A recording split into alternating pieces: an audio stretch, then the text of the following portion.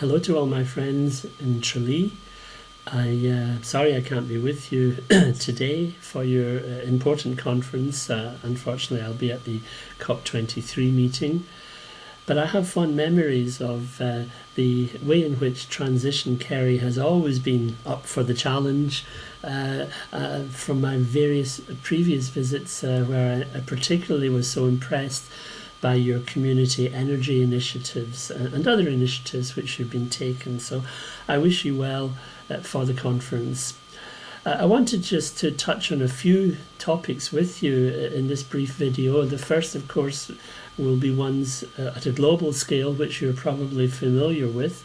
We now know that this year will be the second warmest year on record, which comes as a bit of a surprise, I have to say, to many climatologists, because we thought with the dissipation of the El Nino event, then this year would be maybe among the top 5 or 6, but probably not 1.1 degree warmer than the pre-industrial average. So it's saying something to us that even in years when the global situation is unfavourable for warming to accelerate, we're still seeing that happening, and we're seeing therefore maybe the first signs that some of the great stores in the ocean are being used up, but that maybe we're also not measuring what we're putting into the atmosphere all that well as well also, and I'll touch on some of that later on.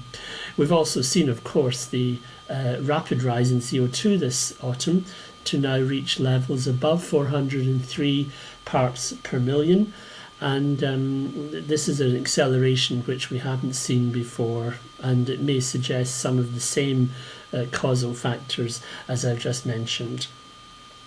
This autumn has been marred, of course, by being the most active and, well, the most destructive hurricane season on record.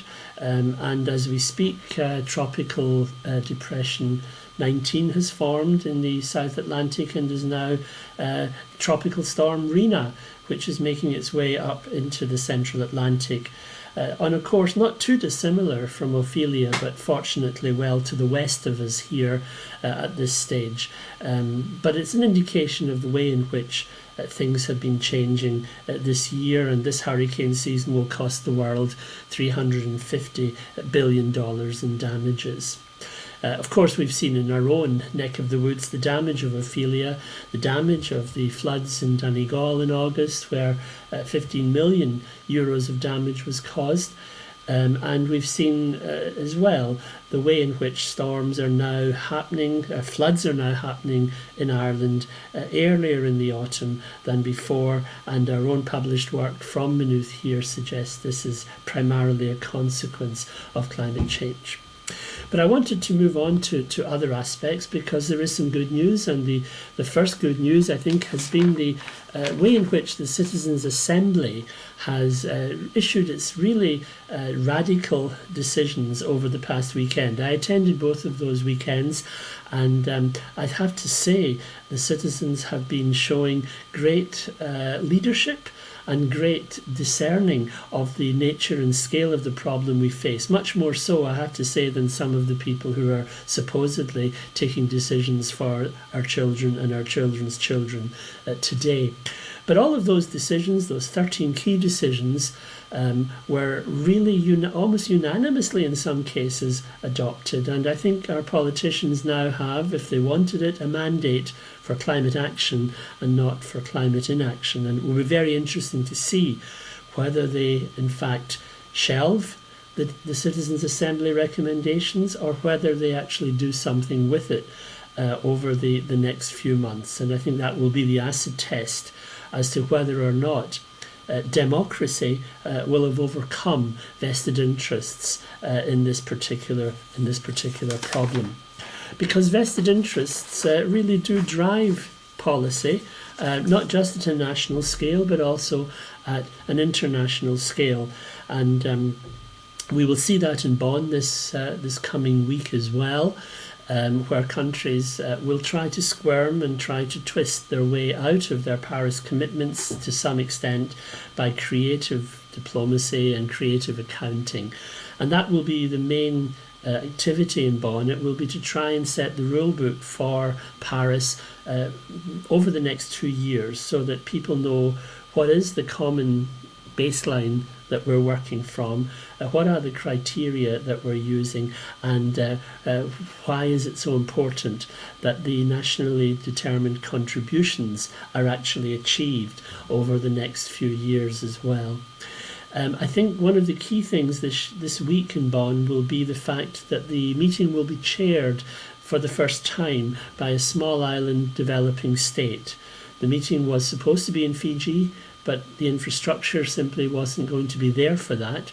So it's in Bonn, but it will be chaired by the Fijian Prime Minister, and that will bring a lot of issues to the fore in terms of loss and damage, in terms of who is actually going to foot the bill for some of the things that have occurred, and for the contributions to the Green Climate Fund. Ireland has undertaken to contribute 57 cents, US cents per head to the Green Climate Fund.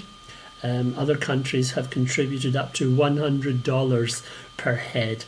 And at the last count, I don't think we had even contributed our 57 cents. So we talk a good talk, but we certainly don't walk the walk in many areas. I wanted just to mention another key area briefly, which is, of course, the European obligations that we have signed up to, or are about to sign up to, for 2013. I beg your pardon, 2030. This has been an ongoing issue for the past year and a half between the Commission, the European Council, and the European Parliament.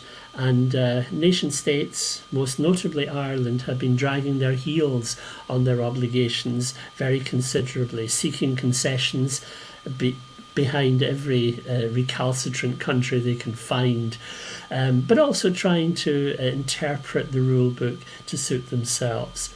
I'll give you a few examples of that, because I think it's important to mention the lack of transparency that often accompanies international negotiations, which we don't really hear about all that well at home. The effort sharing, that is the emissions in the area of agriculture, transport and housing, was supposed to be divvied up among countries on the basis of their GDP per capita, i.e. those with low GDPs would be expected to bear a lighter burden than those with higher GDPs. Well, the first thing that we find here is that Ireland, which has the second highest GDP in Europe, doesn't have the maximum amount of effort required. In fact, it has the 11th, I beg your pardon, the 12th heaviest burden, a reflection again of intense lobbying by our agricultural community that we shouldn't be asked to bear the burden which is commensurate with our GDP. But these kinds of concessions have been also achieved not just once, but in several places. Multiple ongoing simultaneous negotiations have achieved concessions everywhere for the same thing. And for example, one of the interesting things is that the GDP figure being taken is not the most recent one. When we know countries like Ireland have been booming in the past 3-4 years. But no, let's go back to 2013 as the base year, when, of course, Ireland was still emerging from a period of recession. So your GDP is 25% smaller then, so your burden is going to be therefore correspondingly less. And the second twist that often is made here is how do we convert methane coefficients into carbon dioxide? Well, let's not use the most recent science for that, because the fifth assessment report, which is now out 4 years, recommended a conversion factor of around 34:1. But let's go back to the research that was done 15 years ago for the sixth assessment report, which was published in 2007. That only had a coefficient of 21. That gives us an awful lot extra in terms of our emissions. that we won't have to account for. So these kinds of things go on. There are others, some worrying things, I think, where we won't even bother checking how countries are doing until 2027. That's a long way away. And it's too late, really, to rectify countries which haven't got their act together. And of course, you won't be penalised before that either.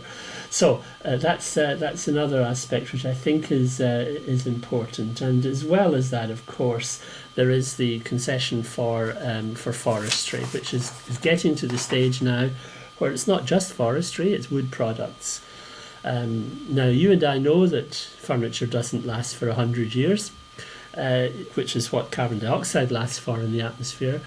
But nevertheless, there is a very strong push to count almost everything in terms of wood products for offsets. We've got 5.6% for our forestry already considered for offsets of the 10% extra we have to do between 2020 and 2030. And we've wangled 4% more from the excess capacity available in the European trading system. That's 9.6% of a total of 10%. So if we were to achieve our 2020 targets, our target for 2030 would be an extra 0.4% reduction.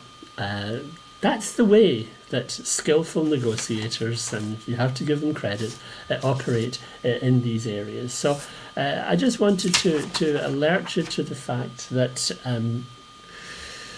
all is not often what it seems in terms of the information you get from national governments. There is a checks and balance operation where countries do shelter behind other countries. And in this case, of course, we're sheltering behind Latvia, we're sheltering behind Poland, we're sheltering behind many of the countries of Eastern Europe, which simply are wanting to continue coal burning on a grand scale. So just to be aware of that. So in conclusion, therefore, I think it's now a critical moment, because now we have seen the will of the people expressed in the Citizens' Assembly. We have seen the kind of consequences for the next generation becoming acutely clear, not just in Ireland, but in many other parts of the world, if we don't tackle this major problem. And now is the time, I think, for leadership in this area of climate policy. Now is the time to put behind us the kowtowing to powerful interest groups. And now is the time, I think, for us to ask questions of those that represent us, namely, why are you not doing this now? Why are you stalling on things that should have been done 10 years ago? Why are you simply kicking into touch a problem which will be much more serious and much more difficult to solve for those that come after us, when by tackling it now, we could make Ireland a more competitive country, we could make Ireland a country with a higher quality of life, and we could sell Ireland on the basis of its clean green image, and not on the basis of a country which is going down the route of intensification of its agriculture, destruction of its water courses, and the removal of options in terms of environmental resources, the loss of biodiversity, which will consequently occur if we don't make a serious attempt now to tackle this problem. So I wish you well and hope that your conference goes well. You have some very exciting speakers, and I know you'll get a great deal of enjoyment out of listening to them today. And I suppose, the message has been no more clearly spelt out than in Laudato Si by Pope Francis, where he cuts through all of the, if you like, extraneous matter, and gives us a message that is very clear indeed, that it's time to act on this problem. All the best.